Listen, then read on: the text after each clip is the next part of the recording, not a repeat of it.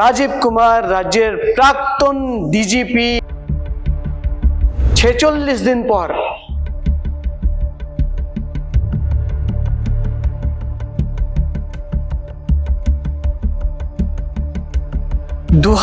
সালের মে মাসের এক রবিবার হঠাৎ বিকেল তখন বাজে 4টে নাগাদ বা দুপুর 3টে সাড়ে 3টে নাগাদ।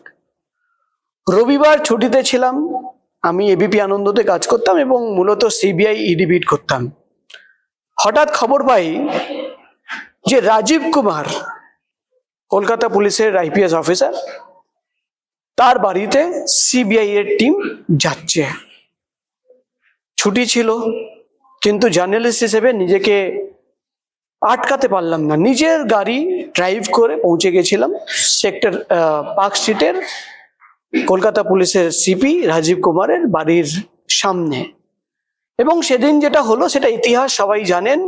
সিবিআই এর অফিসারদের উপরে রীতিমতো হামলা চালানো হলো, তাদের আটক করে থানায় নিয়ে যাওয়া হলো এবং তারপর মুখ্যমন্ত্রী মমতা বন্দ্যোপাধ্যায় ধর্নায় বসে গেলেন যে কেন কলকাতা পুলিশের তৎকালীন সিপি রাজীব কুমারের বাড়িতে সিবিআই এর অফিসাররা পৌঁছে গেছিল। সারদা চিটফান্ড কাণ্ডের তদন্ত করতে গিয়ে তার বাড়িতে গেছিলেন সিবিআই এর গোয়েন্দারা, যেহেতু একাধিক নোটিশ পাঠানোর পরেও তিনি যাচ্ছিলেন না। এটা তো ছিল একটা একদিনের গল্প। কেন হঠাৎ এই কথা বলছি? রাজীব কুমার, আমি বেসিক্যালি একজন ক্রাইম রিপোর্টার ছিলাম, এবিপি আনন্দতে চাকরি করেছি, বছরের বছর সিবিআই ইডি বিট করেছি, পুলিশ বিট করেছি। রাজীব কুমারকে খুব কাছ থেকে দেখেছি। কয়েকদিন আগেই, ধরুন 3-4 দিন আগে আমি বাড়িতে বসে নিউজ পেপার পড়ছিলাম। হঠাৎ আমার বাড়ির পরিচারিকা তিনি আমাকে প্রশ্ন করলেন যে দাদা, একটা কথা জিজ্ঞেস করবো? আমি বললাম হ্যাঁ বলো। বললেন দাদা, ওই যে একজন অফিসার যার জন্য আমাদের মমতা ব্যানার্জি ধর্নায় বসেছিল, তিনি আজকাল কোথায়? পরিচারিকা কিন্তু তার নাম বলতে পারছিলেন না। তিনি কিন্তু রাজীব কুমারকে বোঝাতে চেয়েছেন, সেটা আমি বুঝতে পারলাম। এবং তার প্রশ্ন শোনার পর যে জার্নালিস্ট, সেদিন কিন্তু আমার কাছে উত্তর ছিল না যে রাজীব কুমার কোথায় রয়েছেন। কেন কি আমি নিজেকে যখন প্রশ্ন করলাম যে শেষবারের জন্য রাজীব কুমারকে কবে দেখেছি টিভির পর্দায় বা ফিজিক্যালি, আমি নিজেকে উত্তর দিতে পারিনি। কেন কি আমার ঠিক মনে আছে যে 4 মে যেদিন রেজাল্ট বেরোয়, তারপর থেকে রাজীব কুমার কিন্তু রীতিমতো আমার নজরে তো উধাও ছিলেন। এবং আজকে হঠাৎ যেটা আমরা দেখলাম যে রাজীব কুমার এতদিন পর, আমরা জানি রাজ্যে পরিবর্তন হয়েছে, 4 মে তৃণমূল সরকারের পতন হয়েছে, বিজেপি সরকার নতুন করে তারা সরকার বানিয়েছে। এবার কিন্তু 4 মে পর আজকে রাজীব কুমারকে দেখা গেল 46 দিন পর। প্রশ্ন একটাই যে এই 46 দিন রাজীব কুমার রাজ্যের প্রাক্তন ডিজিপি এবং Mamata Banerjee blue I'd IPS officer, তিনি কোথায় ছিলেন? আমরা দেখতে পাচ্ছি আজকের প্রকাশ বলছি প্রোগ্রামের আমাদের টপিক হচ্ছে যে তাহলে কোন পথে রাজীব? কোথায় ছিলেন এতদিন? দেখা দিলেন 46 দিন পর। আমাদের প্রশ্ন, 46 দিন তিনি কোথায় ছিলেন? প্রথমেই সেই আজকের ছবি দেখিয়ে দিই যে 46 দিন পর রাজীব কুমার, তাকে দেখা যায় মঞ্চে। আমরা দেখতে পাচ্ছি রাজীব কুমার মহুয়া মিত্রর সঙ্গে তিনি কথা বলছেন এবং এই ভিডিওটি হচ্ছে সামনে বাবুল সুপ্রিয় বসে, এবং এই ভিডিওটি হচ্ছে আজকে শহীদ দিবসের যে ধর্ণা মঞ্চ, সেই ধর্ণা মঞ্চে পেছনের দিকে রাজীব কুমার বসে আছেন। আরেকবার প্লে করছি, রাজীব কুমার বসে আছেন, সামনে মহুয়া মিত্র প্রথম সারিতে এবং দুজন কথা বলছেন। রাজীব কুমার কিন্তু প্রথমের সিট খালি, সেই খালি সিটে বসেননি। আমরা দেখতে পাচ্ছি খালি সিট ছেড়ে তিনি কিন্তু পেছনের অর্থাৎ সেকেন্ড রোতে বসে আছেন।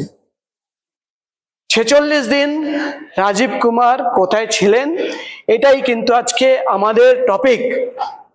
এবং বলে দিই, রাজীব কুমার, আপনাদের মনে থাকবে যে আমার বাড়িতেও পুলিশের আধিকারিকরা, মমতা ব্যানার্জির পুলিশ, তারা কিন্তু একদম ভোরবেলা 6টা নাগাদ পৌঁছে গেছিল। এফআইআর এর আমার নাম ছিল না, আমার বিরুদ্ধে কেউ কোনো অভিযোগ করেনি। আমার অপরাধ একটাই ছিল যে সেই কমপ্লেক্সে, যে কমপ্লেক্সে থাকি, সেই কমপ্লেক্সের প্রমোটারের বিরুদ্ধে ফ্ল্যাট না দেওয়ার অভিযোগ ছিল। আমার কাছে সমস্ত ডকুমেন্ট রয়েছে। কিন্তু আমার অপরাধ ছিল যে যে প্রমোটারের বিরুদ্ধে কমপ্লেন হয়েছে সেটাও পরে যেটা জানা গেল যে ফেক কমপ্লেন করানো হয়েছিল। অভিযোগকারীকে আজ পর্যন্ত না সেই প্রমোটার খুঁজতে পেল, না আমি খুঁজে পেলাম। সেই কমপ্লেক্সে আমি থাকি এবং আমার বাড়িতে পুলিশ পাঠিয়ে দেওয়া হয়। পরে এই রাজ্যে পালাবদলের পর এবার কিন্তু যে অফিসাররা আমার বাড়িতে গেছিল তাদের সঙ্গে কথা বলে জানেন কি জানতে পেরেছি? আমার বাড়িতে গোটা যে অপারেশন হয়েছিল বা পুলিশ পাঠানো হয়েছিল পুরোটাই কিন্তু সুপারভাইজ করছিলেন ইনি, প্রাক্তন ডিজিপি রাজীব কুমার। কি শত্রুতা ছিল আমি আজ পর্যন্ত কিন্তু জানতে পারলাম না। আমার যতটুকু মনে করি, সারদা কাণ্ডে একাধিক খবর করেছি। রাজীব কুমারের বাড়িতে যেদিন পুলিশ অফিসার অর্থাৎ সিবিআই অফিসাররা পৌঁছে গেছিল, আমি একমাত্র ছিলাম যে সেখানে গিয়ে আমি খবর পেয়েছিলাম রাজীব কুমারের একাধিক জিজ্ঞাসাবাদ, নোটিশ পাঠানো হচ্ছে, খোঁজা হচ্ছে, তিনি পালিয়ে বেড়াচ্ছেন, সিবিআই চেজ করছে, এই সমস্ত খবর করেছিলাম। আমার অপরাধ কি এটাই ছিল, খবর করার অপরাধ, যে আমার বাড়িতে পুলিশ পাঠানো হলো? যাই হোক, এই বিষয় নিয়ে আরেকদিন কথা বলবো। কিন্তু আজকে প্রশ্ন হচ্ছে যে 46 দিন পর হঠাৎ রাজীব কুমারকে দেখা গেল মঞ্চে। তাহলে এতদিন কোথায় ছিলেন? রাজীব কুমার কোথায় ছিলেন সেটাই কিন্তু এখন সবচেয়ে বড় প্রশ্ন। এবং প্রশ্ন যেটা হচ্ছে যে 46 দিন পর তিনি হঠাৎ চলে আসলেন। যারা রাজনৈতিক অ্যানালিসিস করেন, পলিটিক্যাল অ্যানালিস্ট, তাদের সঙ্গে আমি কথা বললাম যে হঠাৎ 46 দিন পর রাজীব কুমারকে দেখা গেল, তার পেছনে কি কারণ হতে পারে?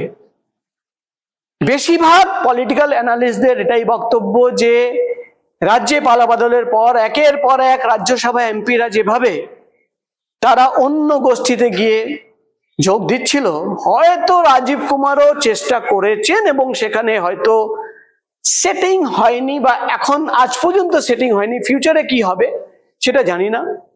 পলিটিক্যাল অ্যানালিস্টদের বক্তব্য যে হয়তো সেটিং হয়নি আজ পর্যন্ত, তাই তিনি কিন্তু চলে গেছেন এবং গিয়ে আমরা দেখলাম পেছনের সিটে, পেছনের রোতে বসে আছেন।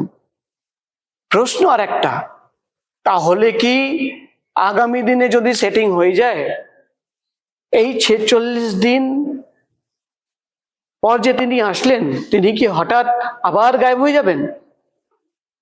রাজীব কুমার তিনি কে?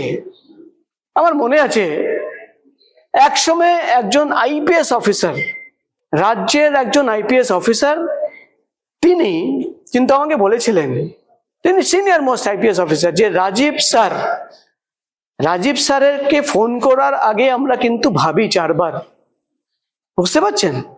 রাজীব কুমার তাকে ফোন করার আগে রাজ্যের আইপিএস অফিসাররা ভাবতো, এতটাই পাওয়ারফুল তিনি ছিলেন। কেন পাওয়ারফুল ছিলেন? তিনি মমতা বন্দ্যোপাধ্যায়, প্রাক্তন মুখ্যমন্ত্রী মমতা বন্দ্যোপাধ্যায় ব্লু আইড বয় এবং অত্যন্ত ঘনিষ্ঠ ছিলেন। এটাও বলা হতো যে রাজীব কুমার যে কোনো মন্ত্রী থেকে বেশি পাওয়ারফুল, অর্থাৎ রাজ্যের তখন তৃণমূল সরকারের যে মন্ত্রীরা ছিল তাদের থেকেও অনেক বেশি পাওয়ারফুল ছিলেন। কেন পাওয়ারফুল ছিলেন? আপনাদের মনে থাকবে যে সারদা কাণ্ডে একটা লাল ডায়েরি নিয়ে কথা হয়েছিল, নিশ্চয়ই মনে থাকবে। আমি লাল ডায়েরির খবর সবচেয়ে আগে প্রথম করেছিলাম এবং সেই লাল ডায়েরি কিন্তু আজ পর্যন্ত খুঁজে পাওয়া যায়নি। সিবিআই সেই ডায়েরির উল্লেখ একাধিকবার করেছে এবং কোর্টে যে পিটিশন ফাইল হলো সেখানেও কিন্তু দেখানো হলো যে লাল ডায়েরি খুঁজে পাওয়া যাচ্ছে না, ডায়েরি খুঁজে পাওয়া যাচ্ছে না। কোথায় গেল সেই লাল ডায়েরি? একমাত্র রাজীব কুমারই জানেন। দেবযানী মুখোপাধ্যায়, আপনার মনে থাকবে সুদীপ্ত সেন ঘনিষ্ঠ দেবযানী, তিনি কিন্তু অফিসিয়াল লিখিত বয়ান দিয়েছিলেন, সেই বয়ানের কপি আমার কাছে রয়েছে, যে তার অফিস থেকে তার চোখের সামনে সেই ডায়েরি কিন্তু বাজেয়াপ্ত করা হয়েছিল। এবং সেই সময় বিধাননগরের কমিশনার ছিলেন রাজীব কুমার। সেই ডায়েরি কোথায় গেল কেউ খুঁজে পেল না।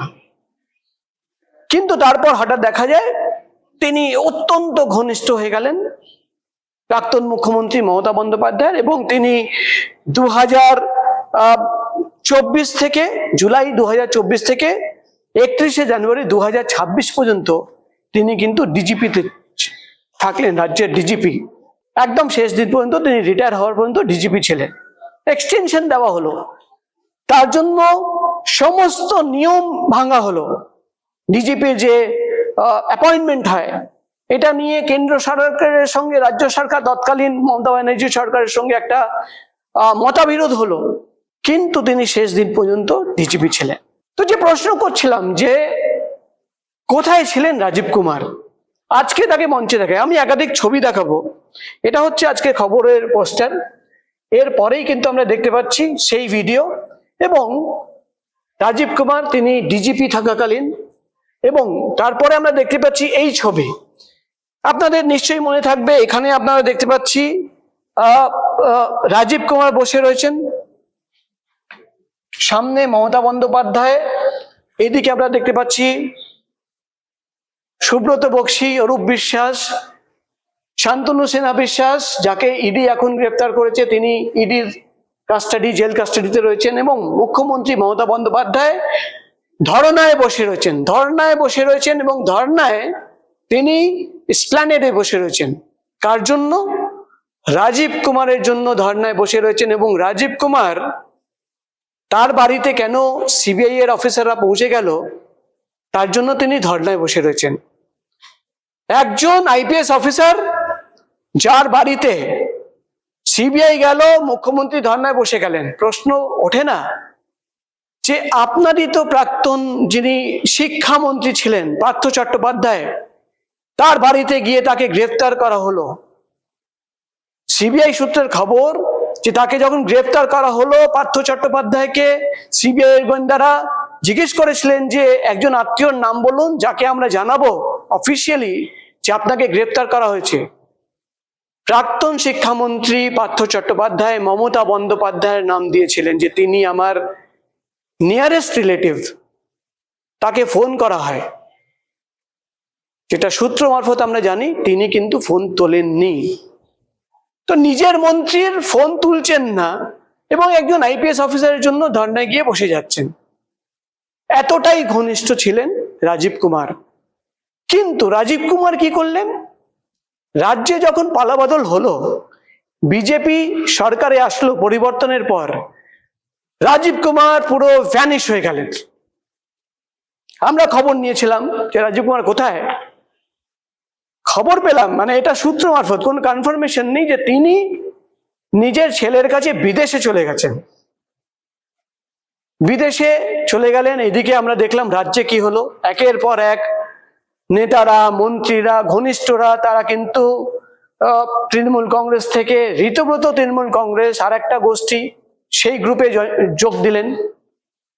কিন্তু রাজীব কুমার, তাকে রিসেন্টলি রাজ্যসভার সাংসদ বানানো হয়েছিল, এবং তারপর দেখা গেল যে এমন পার্টির যে চলছে, তার মধ্যেও কিন্তু রাজীব কুমারের কোনো বয়ান তো ছেড়ে দিন, রাজীব কুমারকে কিন্তু খুঁজে পাওয়া গেল না। এটা কেন? তাহলে কি রাজীব কুমার কোনোভাবে সেটিং করছিলেন?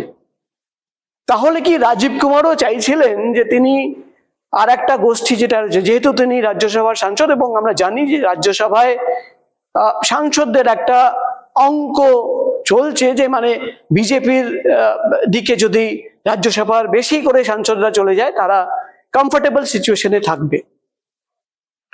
তাহলে কি এটা বলা যায় যে পুরোটাই কিন্তু একটা সেটিং এর খেলা চলছিল? আমরা বলছি না, এটা অনেকেই কিন্তু প্রশ্ন করছে, পলিটিক্যাল অ্যানালিস্টরা প্রশ্ন করছে। এবং আমার হাতে যেটা রয়েছে, সেখানে কিন্তু আমি কিছুক্ষণ আগেই রাজীব কুমার নিয়ে কিছু রিসার্চ করছিলাম। যেটা দেখলাম যে রাজীব কুমার, পার্থ প্রতিম রায় বর্মন, খাদিম কিডন্যাপিং কেস আপনাদের মনে থাকবে 2001 সালে, তিনি কিন্তু গোটা কেস তার সুপারভিশনে কিন্তু ক্র্যাক হয়েছিল। 2002 সালে আমেরিকান সেন্টার হামলা হয়েছিল, সেই মামলার দ্রুত ইনভেস্টিগেশন হয় এবং ক্র্যাক হয়। আইপিএস অফিসাররা যেটা বলে, মানে আমরাও জানি, মানে এটা আমার পার্সোনাল ভিউ বলতে পারেন, যে রাজীব কুমার এই রাজ্যের one of the most decorated officer, one of the most decorated IPS officer, শুধুমাত্র এই রাজ্য নয়, গোটা দেশে। তাহলে রাজীব কুমার কোথায় গায়েব হয়ে গেলেন? আইপিএস লবি, আইপিএস অফিসাররা যেটা বলছেন, এখন রিসেন্টলি কয়েকজনের সঙ্গে কথা বললাম, তারা যেটা বলছেন, রাজীব কুমার কিন্তু চিরকাল তিনি কিন্তু পাওয়ার হাংরি। বাম জামানায় আপনাদের মনে থাকবে, তিনি কিন্তু সবসময় পাওয়ার ক্যারি করেছেন, ভালো ভালো পোস্টিং, ভালো জায়গায় ছিলেন। এসটিএফ চিফ থাকাকালীন তৎকালীন রেল মিনিস্টার, প্রাক্তন মুখ্যমন্ত্রী, তিনি কিন্তু অভিযোগ এনেছিলেন যে তার ফোন ট্যাপ করা হচ্ছে, এবং ইনডাইরেক্টলি অভিযোগ কিন্তু রাজীব কুমারের দিকে ছিল।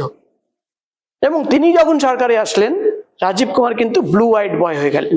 প্রশ্ন একটাই, তাহলে কি আগামী দিনে রাজীব কুমারও অন্য একটা গ্রুপে যেতে চলেছেন?